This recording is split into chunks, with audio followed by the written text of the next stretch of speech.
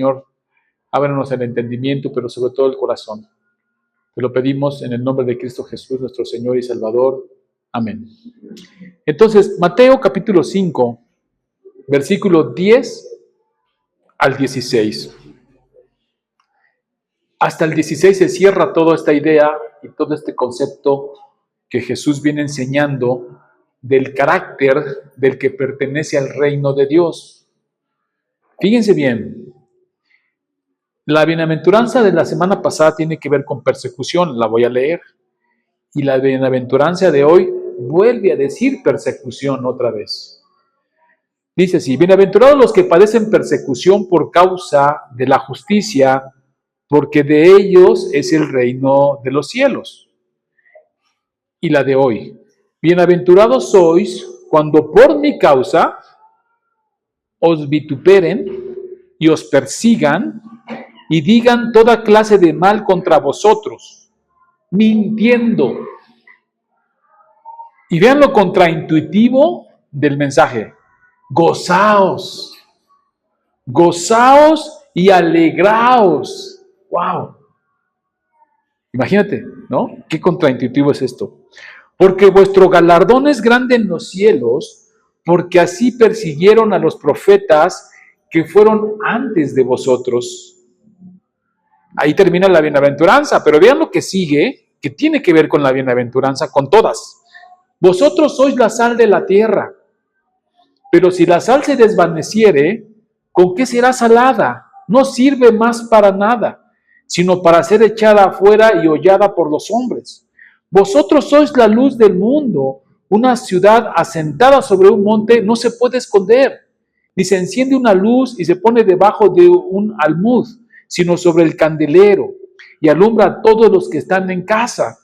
Así, alumbre vuestra luz delante de los hombres, para que sean vuestras obras, buenas obras, y glorifiquen a vuestro Padre que está en los cielos. Sí, todas las bienaventuranzas, todo el carácter del que pertenece al reino de los cielos, que es el carácter mismo de Cristo, tiene que ver con que nos mantengamos firmes, fuertes, a pesar de todo lo que nos puede pasar. Y termina primero hablando desde dentro del corazón hacia afuera, con un pobre en espíritu, y termina diciendo: te van a perseguir, y van a vituperiarte, y te van a decir muchas cosas por mi nombre, vas a sufrir, y van a mentir, y van a difamarte. Pero me encanta la última parte, cómo cierra esta idea Jesús, porque dice: ánimo, somos sal y somos luz, no te diluyas, no te apagues, por más que la tribulación venga y por más que las pruebas vengan, no te apagues, no te diluyas, porque ya no sirve de nada la sal diluida, no seas tibio. ¿Bien? Todo lo que está diciendo. Ahora, vamos a revisar poco a poco la bienaventuranza. Y ahorita nos vamos a esa parte, pero la quería tener toda la idea desde el principio para que vean hacia dónde vamos. Jesús cierra las bienaventuranzas con persecución por justicia y por su causa. Y en esta añade vituperio, que te vituperen y que digan toda clase de mal mintiendo de ti. ¿Qué es vituperio? Ofensa, insulto o deshonra con el propósito de humillarte y desprestigiar. Tenlo en cuenta, grábalo en la mente, porque nos va a acompañar esta definición más adelante. Vituperio es una ofensa, insulto o deshonra con el propósito de humillar o desprestigiarte. Eso es. La gente va a decir cosas de ti para desprestigiarte. Y eso tiene mucho que ver, porque si te desprestigian, entonces tu opinión, tu comentario, lo que tú digas, no cuenta, ya estás desprestigiado. O para humillarte, para hacerte sentir mal, menos, chiquito, o deshonrarte, o simplemente insultarte. Eso es un vituperio. Y dice que por su causa seremos vituperiados. Como ya hemos visto, la palabra de bienaventurado es una declaración divina sobre que es parte del reino de los cielos. Y como lo hemos visto también, lo contraintuitivo es que porque te ofendan y te persigan, se te declara bendecido. ¿Puedes verlo? Normalmente nosotros entendemos la bendición normalmente, o comúnmente, o mayormente, como que te va bien, ¿no? Ay, he sido grandemente bendecido por el Señor. Me dieron trabajo. Encontré lugar en la escuela. He prosperado, ¿no? Estoy sanando. Eso es como lo entendemos mayormente y está bien, es una bendición. Pero aquí Jesús dice que es una bendición que te persigan, que te ofendan, que te vituperien con todo lo que significa esa palabra por su causa. Eres bendecido. Cuesta trabajo a veces entender eso, ¿no? Pero una vez que lo entiendes, quieres tener esa bendición. Jesús, quien fue difamado muchas veces, nos dice que este es un distintivo de los que pertenecen a su reino. Recordemos cómo lo difamaron a él. ¿Se acuerdan cuando estaba expulsando a los demonios? Es una gran difamación. ¿Qué dijeron? Ah, tú estás expulsando a los demonios por Beelzebú. Sí, por Satanás. Ya Jesús les da toda una explicación. Satanás no expulsa a sus propios demonios. Dice, yo los expulso por el Espíritu de Dios, ciertamente el reino ha llegado. Pero la difamación estaba allí. ¿Se acuerdan también cómo le levantaron falsos testigos para poderlo condenar? Está en Marcos capítulo 14, 55 al 58, dice así. Y los principales sacerdotes y todo el concilio buscaban testimonio contra Jesús para entregarle a muerte, pero no lo hallaban, porque muchos decían falso testimonio contra él. Mas sus testimonios no concordaban. Uno decía una cosa, otro decía otra cosa, y decían, a ver, pónganse de acuerdo, si dijo, no dijo, cómo lo dijo. Porque muchos decían falso testimonio contra él, mas sus testimonios no concordaban. Entonces, levantándose unos, dieron falso testimonio contra él diciendo, fíjense bien, nosotros le hemos oído decir, yo derribaré este templo hecho a mano y en 3 días edificaré otro hecho sin mano. Esta difamación es muy común, ¿eh? Y agárrate, hermano, porque te puede pasar. Tú dices algo, bien, inclusive en edificación, en amor o en exhorto, no, ahí está, y alguien te interpreta.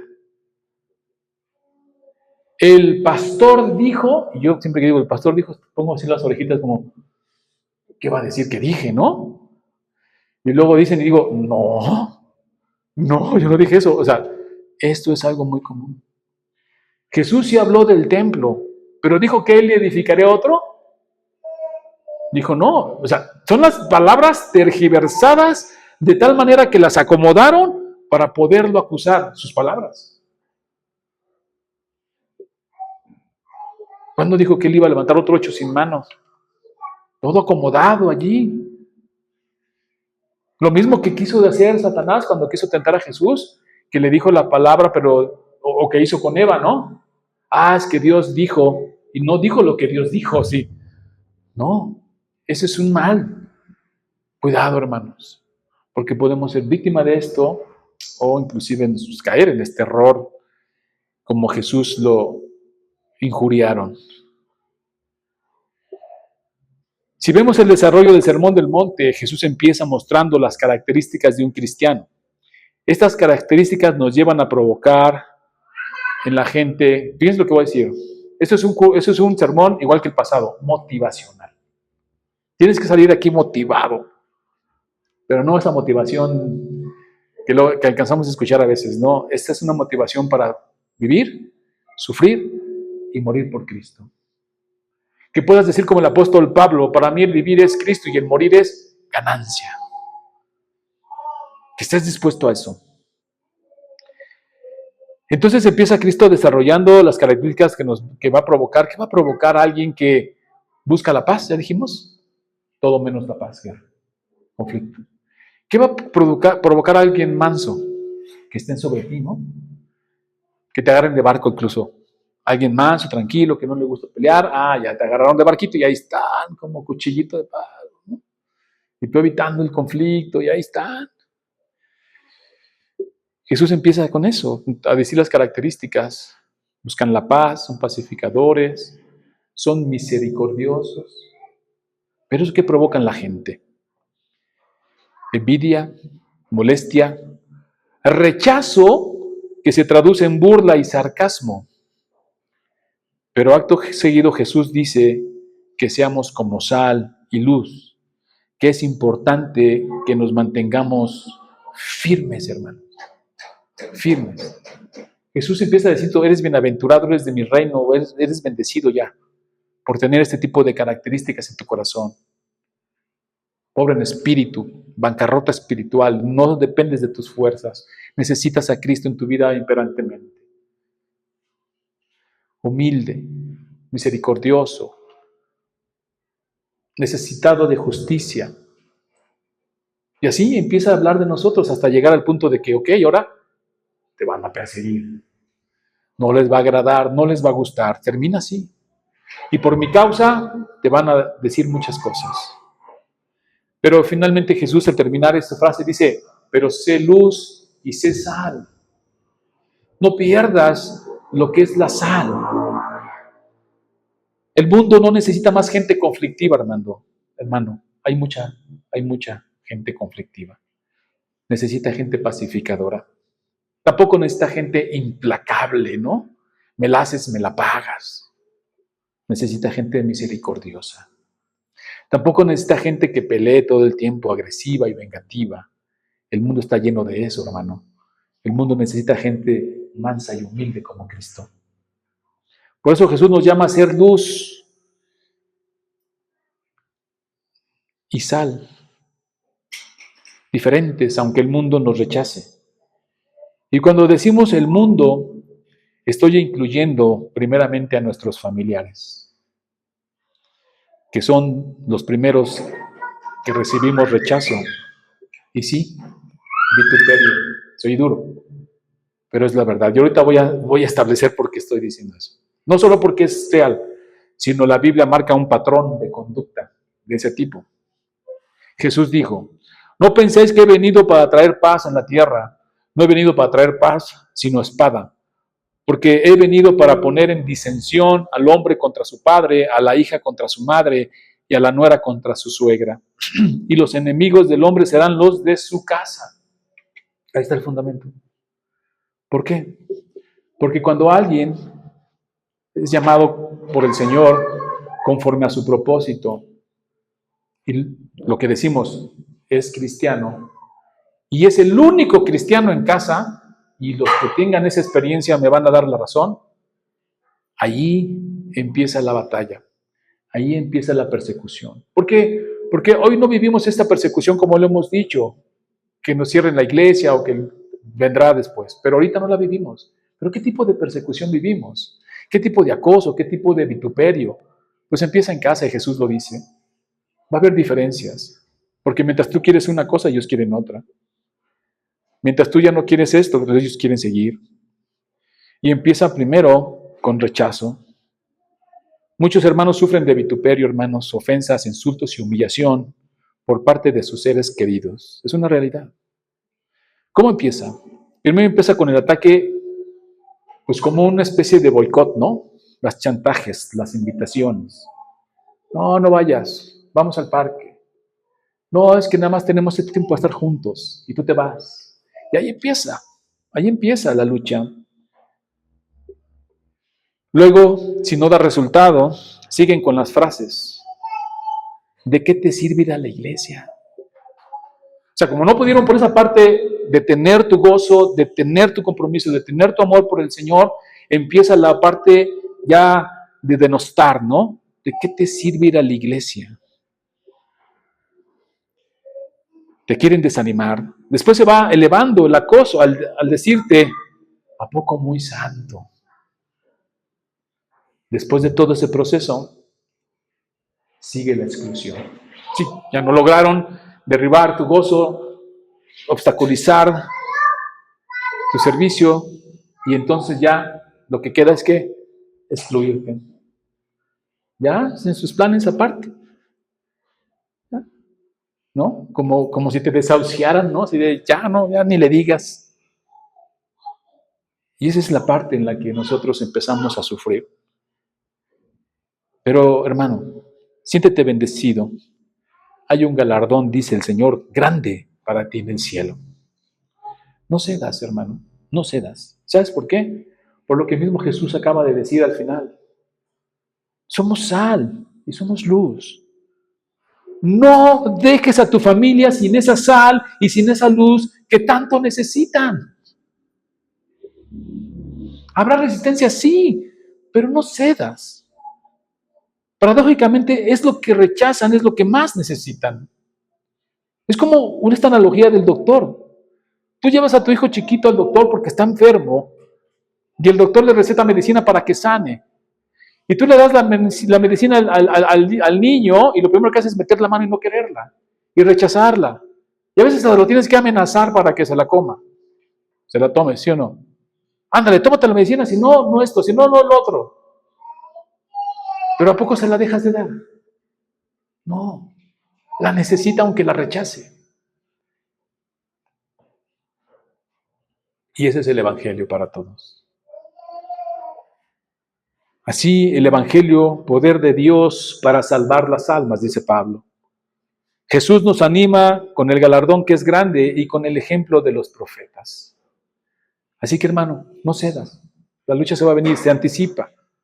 Se nos dice, va a haber división, va a haber vituperio, va a haber burlas, va a haber sarcasmo, pero no diluyas la sal del Evangelio, no diluyas la luz del Evangelio en tu vida, porque eso es lo que va a alumbrar. Me encanta es que las dos analogías, tanto de la sal y la luz, son hermosas. La sal sirve para conservar las cosas, mantenerlas con sus propiedades. Pero si tú diluyes la sal, le quitas propiedades a la sal, ya no sirve. Por más que le pongas sal, dices, no, es que esta sal ya no está haciendo que se conserven las cosas. Ya no sirve. Es desechada, dice. Tiene que mantenerse con esas cualidades. Esas bienaventuranzas que tiene el cristiano como parte de su corazón, de su distintivo como cristiano, no se pueden diluir, ahí van a estar, porque se necesitan. La luz, si no hay luz que alumbre, todos tropiezan. Un hogar sin alguien que alumbre algo, tantito, una lamparita cuando se va la luz, una velita aunque sea, que te permita ver dónde caminas y no te están tropezando. Imagínate que no hay luz en tu casa porque decidiste ceder a todo ese tipo de vituperios y todo ese tipo de presiones. Se apaga esa luz que dice Jesús, no, somos luz. Y no la escondas, no te pongas abajo, no te hagas chiquito, se pone arriba para que todos vean. Y aguanta presión, y aguanta vara. Pero no quites esa luz porque se necesita. Hay hogares que no tienen ni siquiera tantita luz del Evangelio en sus vidas. Y todos tropiezan por todos lados, conflictos, guerras, borracheros, maledicencias, divisiones, disensiones, como dice la Escritura. Pero cuando alguien pone tantita luz ahí, ya pueden por lo menos ver dónde caminan. No sé si te ha pasado en la noche que, bueno, yo a veces uso chanclas, a veces no las encuentro y no las uso. Y no prendo la luz. Tenemos ahí unos foquitos que no iluminan todo, pero te dejan ver. No lo hago, nunca te ha pasado que te pegas en el dedo chiquito del pie. ¿Y cómo duele? Ay, dices. Así es la vida de una familia cuando no hay luz, cuando no hay sal. Pueden ser 15 miembros y tú solamente eres cristiano. ¿Qué dice Jesús? Alúmbralos. Alúmbralos tantito porque se van a tropezar por todos lados. Somos sal, somos luz. Necesitan eso. Piénsalo, ánimo. Vas a recibir de todo. A veces dan ganas, decimos que de tirar la toalla, ¿no? No, hermano, no, dice Jesús, no, hay un galardón grande en el cielo, pero no solo en el cielo, en tu casa mismo, ahorita mismo lo puedes vivir. Es traslape de las bendiciones del reino de Dios. Y luego nos compara con los profetas. Jesús nos anima con el galardón, pero también con el ejemplo de los profetas. Hermano, No te sientas solo como Elías que dijo, solo yo he quedado. De ninguna manera. Vamos juntos en la batalla, hermanos. Hay muchos como nosotros en todo el mundo, no solo aquí, no solo en Coajimalpa, no solo en México, en todo el mundo, que están viviendo lo que nosotros vivimos, que luchan esas batallas que nosotros batallamos todos los días. Hermano, la batalla más cruenta, lo hemos dicho muchas veces, se da en medio metro, ¿sí? Entre tu mente y tu corazón. Ese medio metro se libra la batalla más fuerte. Lo que pienses determinará lo que llegues a sentir, y los ataques se darán con frases, insultos, burlas, para hacerte dudar. Lleva todo pensamiento cautivo a Cristo, ponte el yelmo de la salvación para pelear la batalla. Y cuando empiecen los ataques en tu mente, y las frases, como dice Jesús, serán vituperiados, dirán toda clase de mal de ustedes mintiendo. Ponte el yelmo de la salvación, porque es necesario. No te apagues, no te diluyas, mantente firme en el Señor. Veía yo este ejemplo del pueblo de Israel en 1 Samuel 7, 5 al 7. Porque siempre que empezamos a querer servir al Señor y adorar a Dios, se levanta el filisteo. Y esto pasa en muchas familias, en muchos hermanos en la congregación, en muchas iglesias de todo el mundo. Entran en un estado como pasividad, ¿no?, espiritual, se alejan un poco, ceden un poco a esa batalla cruenta que se da todo el tiempo y empiezan a aflojar y se diluyen. Así le pasó al pueblo de Israel. Este ejemplo me gusta mucho. Ellos pierden el arca del pacto en una batalla, ¿se acuerdan? La pierden, se lo llevan los filisteos. Bueno, después todo lo que pasa cuando ponen el arca del templo, del arca del pacto de Dios en su templo, ¿no? Y le salen tumores y todo. ¿Qué hacen los filisteos? La devuelven. Y la devuelven de lejecitos, la suben en unas, no sé qué, unas creo que bueyes y órale. Que se vayan derechito a donde tengan que estar, ¿no? La devuelven. El pueblo de Israel la recupera, va y la guarda en casa de Abinadab por 20 años. Entran en un estado espiritual de decadencia, de enfriamiento, fríos, y entonces Samuel convoca al pueblo a arrepentirse y a buscar a Dios en Mizpa. Sí, estaban las cosas como si nada pasara, que eso es terrible. Como si nada pasara, todo parece que estaba bien. ¿Para qué le mueves? Así déjalo, ¿no? ¿Para qué empiezas a servir al Señor, Samuel? ¿Para qué empiezas a promover que vayamos a la iglesia, que adoremos al Señor, que ordenemos nuestras vidas, que Él reine aquí? Déjalo, así estamos bien, Samuel. Mira, los filisteos ni caso nos hacen. Ah, no, Samuel dice, vamos a adorar a Dios. Y convoca al pueblo, vamos a glorificar a Dios. Se levantaron los filisteos que no lo estaban. Dijeron, ¿y estos qué hacen? ¿Estos hebreos qué están haciendo? No sé, pues están juntando en Mizpa. Vamos sobre ellos. Y se levantó el filisteo sobre ellos. ¿Sí? Muchas veces cuando nosotros decimos, no, ya, necesitamos acercarnos al Señor, necesitamos ya quitar, que el Señor reine otra vez, hemos aflojado, bueno, puede ser que vengan las pruebas, hermano. Te animo porque normalmente así es. He conocido hermanos que por un tiempo entran como una etapa de tibieza espiritual y un día Dios los llama al servicio y se activan, pero también las pruebas. Pero el Señor está con nosotros. Somos bienaventurados. Es un distintivo de que no estamos en una tibieza, porque cuando tú estás en una tibieza, ya nadie molestas. El evangelio ya no es este evangelio que es ofensivo hacia la carne, porque lo espiritual es contra lo carnal, y entonces ya no hay esa lucha. Pero cuando empieces a servir al Señor, a gozarte en Él, viene todo este resultado del filisteo. Pero profundicemos en la bienaventuranza. Gozaos y alegraos, porque así persiguieron a los profetas. Y aquí es donde decía yo que voy a dar el fundamento de por qué empecé con la batalla no en la iglesia, no con los de afuera de la iglesia, sino con la casa misma. como dice Jesús, no vine a traer paz sino espada, porque en los mismos familiares va a haber diferencia porque alguien se volvió al cristianismo, alguien fue llamado al cristianismo. Y aquí está, vean qué interesante, este patrón. La pregunta es, ¿por quién fueron perseguidos los profetas? David, por Saúl. Elías, por su reina Jezabel.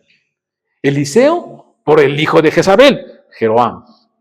Jeremías, por el rey Joacim y Sedequías, y los sacerdotes falsos.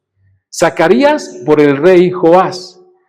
Juan Bautista, por Herodes Antipas y Herodias. Jesús, por sacerdotes y escribas y fariseos. Esteban, por el concilio judío. El mismo pueblo. ¿Pueden ver el patrón? Es el mismo pueblo el que empieza a rechazar el mismo evangelio. ¿Quién estaba parado ahí viendo cómo apedreaban consintió, dice la escritura, que apedreaban a Esteban? El apóstol, no era el apóstol Pablo, el fariseo. Saulo, ¿verdad? Saulo de Tarso. Estaba paradito ahí, permitiendo, ¿no? Consintiendo. Él mismo dice, yo perseguí a la iglesia. Ahorita que estamos empezando con la historia de la iglesia, ¿dónde empieza la primera presión del cristianismo? Con los mismos judíos. Ni siquiera los romanos no se metían, ahí déjenlos que lleven su religión. Los mismos. Empieza allí, hermano. Y es ahí donde abordo la iglesia. Segunda de Corintios 11:26 dice Pablo, en caminos muchas veces, lo leímos la semana pasada también, está hablando de sus sufrimientos, el contexto ¿cuál es? Bueno, leámoslo. En peligros de ríos, peligros de ladrones, peligros de los de mi nación,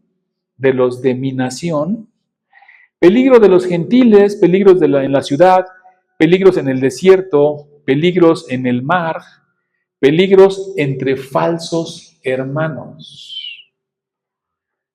El contexto es, Pablo está defendiendo su ministerio frente a los superapóstoles que se habían denominado así, o falsos maestros que menospreciaban la autoridad de Pablo. O sea, no solo era este problema con los de afuera, sino con los mismos de adentro que se ostentaban como hermanos y que desechaban la autoridad de Pablo. Y Pablo les va a decir, falsos hermanos.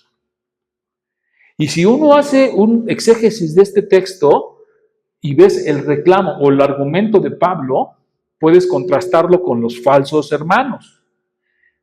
Y en este caso, falsos apóstoles, falsos ministros. ¿Y cuál es el argumento de Pablo? Yo sí he sufrido por Cristo. ¿Cuál era el perfil de los otros? La retórica. Pararse al frente, predicar, ser que tanto decían, ya sabemos qué, porque más adelante en Gálatas también lo va a decir. Pero no sufrían por Cristo. No. Es muy cómodo estar aquí. Yo le he dicho, o sea, para nosotros en Coajimalpa, yo como pastor en Coajimalpa, está muy cómodo. Mi casa está a 2 calles. Hay luz, hay agua. Y sin contar que me llevan mi coquita a la hora de la comida. Pero hay hermanos en la sierra que padecen, hermanos, fuerte. Sin luz, sin agua, en la tierra, caminan 1 hora para poder predicar. Y ese es el argumento. O sea, estar acá está bien padre, pero ¿sufre por Cristo? ¿Padece por Él? Dice, y les dice decir, yo he sufrido esto, peligros de agua, peligros de ahogarme, peligros de frío, escasez, persecución, golpes. ¿Y ustedes, superapóstoles, que desde aquí, con su retórica, no mueven un dedo, no sufren por Cristo? Hay peligros, lo primero que es correr, se pone difícil y ya me voy. Pablo los va a recriminar, ¿no? En otra parte de la escritura dice, realmente no son pastores, porque abandonan a las ovejas, nada más se pone difícil a Dios. Eso es lo que está diciendo. Y Pablo habla de esto como un sufrir por Cristo y sufrir por el Evangelio. Y en Gálatas nos da todavía más el perfil, cuando dice, y esto a pesar de los falsos hermanos introducidos a escondidas que entraban para expiar nuestra libertad que tenemos en Cristo Jesús, para reducirnos a esclavitud, a los cuales ni por un momento accedimos a someternos, para que la verdad del Evangelio permaneciese con vosotros. Falsos hermanos que introdujeron secretamente en la iglesia y la perturbaban, queriendo imponer la ley mosaica a los gentiles. Esta fue una de las pruebas más fuertes, más dolorosas para el apóstol Pablo. Sí, no la cárcel, hermanos. No la cárcel por la cual él dice, yo estuve en la cárcel. Yo padecí cosas de ahogarme, de morirme de frío por no estar preparado para el frío.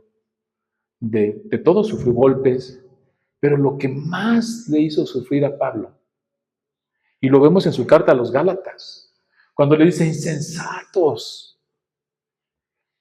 Los historiadores dicen que esa carta la escribió con lágrimas Pablo, por llegar y ver que ya se habían desviado, y se los dice, ¿quién nos fascinó? Y les vino con un evangelio que no es otro evangelio, no es.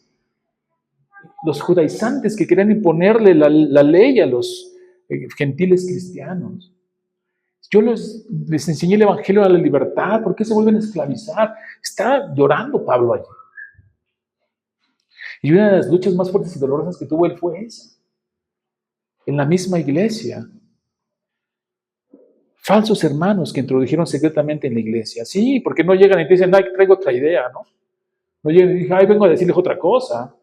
Ay, fíjense que siempre esto. No, ellos se introducen, parecen piadosos, parecen amorosos, parecen que están de acuerdo, resulta que siempre no. Y empiezan a perturbar la iglesia, a dividir la iglesia, a crear disensiones, separaciones. Terrible. Y eso le dolió a Pablo.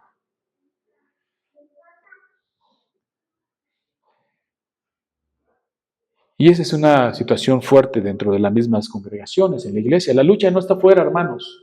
Hoy, te lo puedo decir, que ya no es como antes.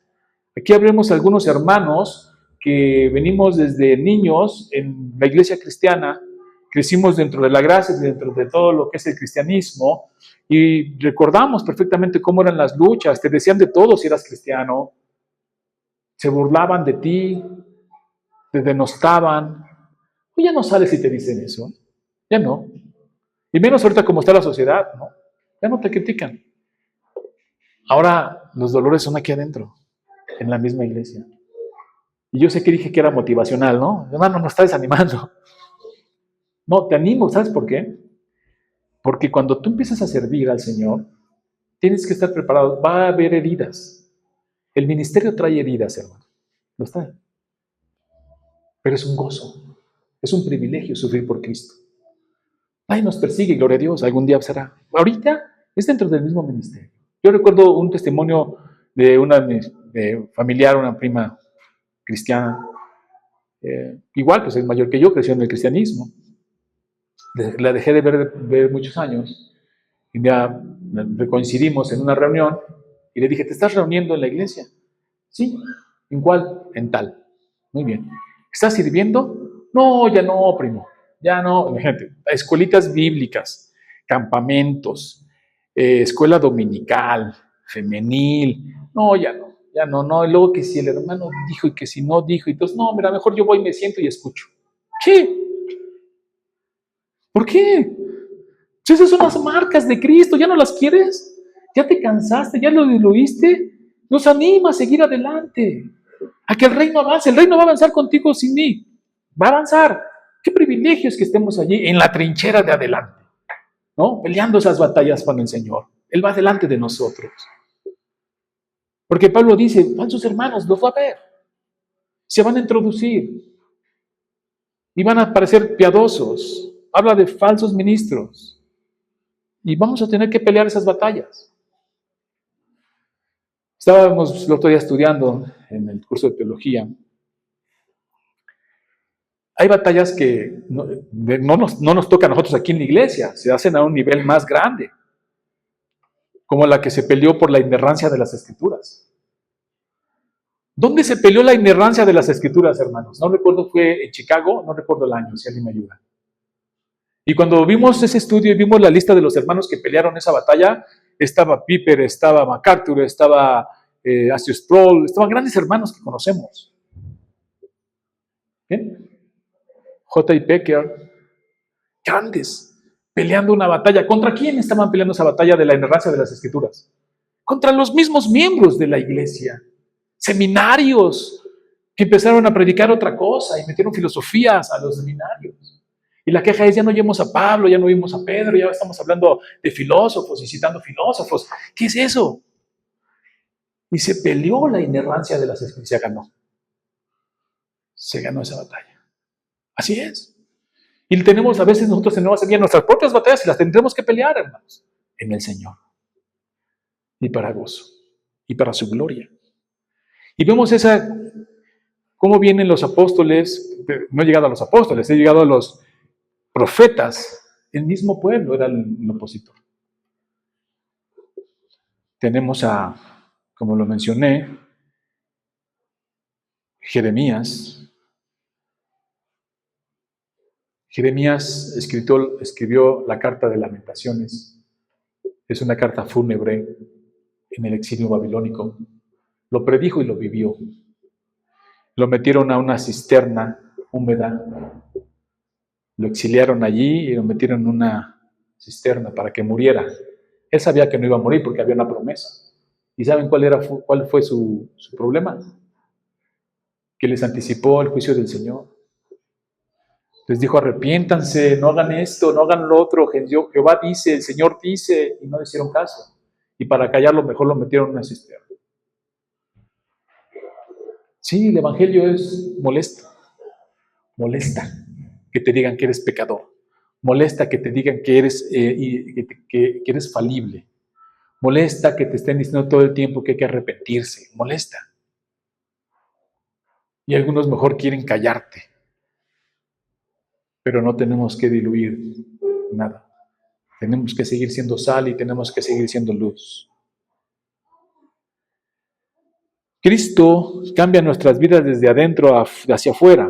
Por un lado, somos una contracultura disidente, pero por otro lado, hermanos, nos alineamos al reino de los cielos. Qué hermoso, ¿no? Mientras nos vamos alineando al reino de los cielos y vamos dejando groserías, borracheras, todo eso que la carne anhela y la vamos matando en el Cristo y en el Señor, nos vamos alineando al reino, pero nos estamos haciendo una contracultura que no está de acuerdo con lo que el mundo dice y autoriza.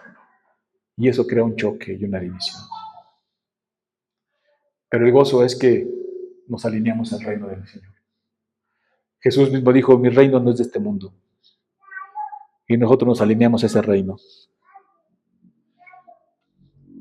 Miramos hacia eterno a una patria celestial, como Jesús dijo, mi reino no es de este mundo. De la misma manera que los grandes hombres de fe que habla Hebreos 11, hermanos. No lo voy a leer todo, solamente agarré unos versículos, porque son un gran ejemplo, por eso están allí. Agarré unos versículos, dice, es pues la fe, la certeza de lo que se espera, la convicción de lo que no se ve. Porque por ella alcanzaron buen testimonio los antiguos. ¿Y qué más digo? Porque el tiempo faltaría para contar a Gedeón, de Barak, de Sansón, de Jefté, y ya había dicho de Abraham, de Moisés, todos ellos, de David, así como de Samuel y de los profetas, que por fe conquistaron reinos, hicieron justicia, alcanzaron promesas, taparon bocas de leones, apagaron fuegos impetuosos, evitaron filo de espada, sacaron fuerza de la debilidad, se hicieron fuertes en batalla, pusieron en fuga ejércitos extranjeros. Amén. Por esa fe, por ese ánimo, por ser sal, por ser luz. Pero esa es la parte buena. Ahí te va la contraparte, porque no todos les fue igual. Ahorita nos acaba de mencionar algunos grandes hombres de fe que hicieron grandes cosas confiando en el Señor, dispuestos a sufrir, dispuestos a pelear batallas, y Dios les dio la victoria, pero ahí te va la otra parte. Otros experimentaron vituperios. azotes. Y además de estos, prisiones y cárceles. Fueron apedreados, aserrados, puestos a prueba, muertos a filo de espada. Anduvieron de acá para allá, cubiertos de pieles de ovejas y de cabras, pobres, ¿sí? Pobres, angustiados, maltratados, de los cuales el mundo no era digno, errando por los desiertos, por los montes, por las cuevas y por las cavernas de la tierra.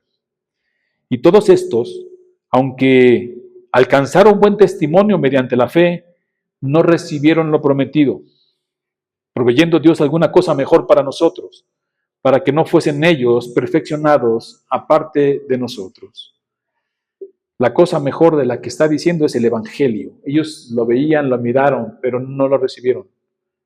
Miraban al Mesías, profetizaban al Mesías, veían hacia ese futuro, pero nosotros miramos hacia el Evangelio en Cristo. Cristo es esa cosa mejor. Cristo es eso que ellos profetizaron pero no vieron. Nosotros ya vemos hacia atrás en el cumplimiento de eso.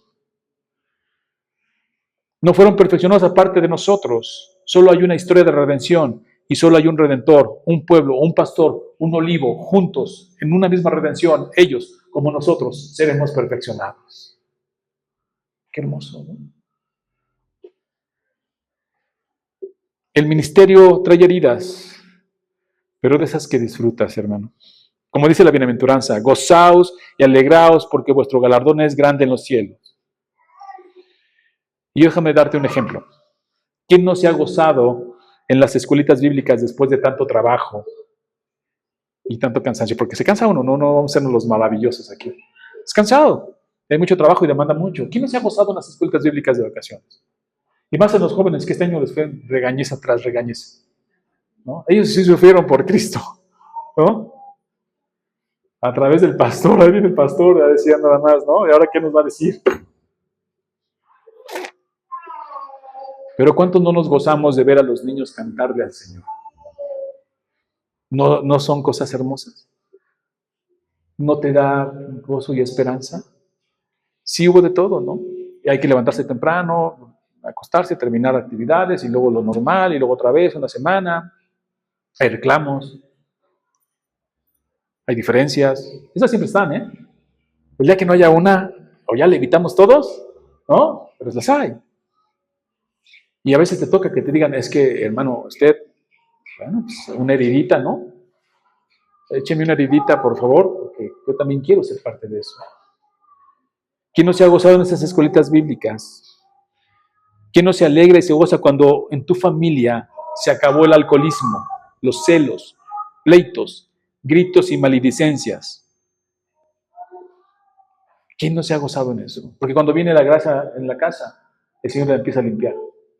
Y se pone fuerte, ¿eh? No es así como que una limpieza, no. O sea, la limpieza es profunda y se pone fuerte, pero la limpia. Y entonces empiezas a vivir en paz, en gozo. Sí, por un lado el mundo te va a odiar y te va a rechazar, y otros familiares también, pero en tu casa va a haber paz. Porque por un lado sí está que vamos a ser perseguidos y vituperiados, pero por otro lado Él nos da paz, que sobrepasa entendimiento, fortaleza en medio de la tribulación. Y lo hemos dicho, muchos de aquí, de nosotros, si no fuera por esa gracia del Señor, que estaríamos muertos o en la cárcel. Pero por su gracia aquí estamos. ¿No vivís por Él? O sea, algunos de nosotros que nos ha perdonado la vida, que evidentemente hubiéramos muerto allí. Y tú dices, solo por su gracia estoy vivo. Pues vivimos para el Señor, gloriamos para el Señor. ¿Por qué no sufrir por Él? Vale la pena. Él nos salvó. Y he hablado de las cosas de aquí. Pero si miramos eterno, la gloria venidera, la salvación del juicio de Dios, vivimos de rodillas, alabando. ¿Y qué si te van a golpear? Hay gente que recibe insultos por un partido político. Los recibe. Y agresiones. Y hasta se sienten orgullosos. Ponte más nosotros por Cristo Jesús, nuestro Salvador. Recibir y gozarnos. Ser dignos de sufrir por Él. desde tu casa, la iglesia y la comunidad. Sí, te animo, hermano, a que participes dentro del trabajo de la iglesia, participes dentro del ministerio y pruebes las marcas de Cristo. Cristo mismo, una de sus marcas, ¿cuál fue? Que cuando fue llevado a la cruz, ¿qué pasó con sus discípulos? Lo abandonaron. Lo abandonaron. ¿Puedes ver eso? Y lejos de condenarlos, tuvo misericordia de ellos. No se le presentó a Pedro y le dijo, Pedro, ¿me amas? ¡Wow! ¿Qué le hubieras dicho tú? No, ni te me acerques. Ni te me acerques, ni me saludes. Es más, ni me abraces, no seas hipócrita. Si me diste la espalda. ¿No? No somos así. Pero que tú digas, no, yo sé que me abandonaste, yo sé que te fuiste, yo sé que alabado sea el Señor. ¿No? Como Jesús le dijo a Pedro. Son marcas que hay que llevar. Y hay que llevar con gozo. Porque somos dignos de ello. Ay, Señor, yo pensé que yo siendo lo que soy, pues no era digno de llevar tus marcas. No, sí lo somos. Disfrútalas. Porque dentro de este reino que va avanzando, las batallas se van dando. Son dolorosas. Nadie está diciendo, ¿quién está diciendo que una herida no duela? No estoy diciendo eso. Va a doler. Pero cuando es para el Señor, ¿qué dice? Sí, gozaos. Cuando por mi causa sufras. Te digan, luego yo no sé qué duele más, si las heridas físicas o las heridas del alma, ¿no? Esas que te dicen, hay unas cosas que te dicen que dices, híjole, esa me dolió más que nada, ¿no? O sea, te duelen, hay que tener cuidado.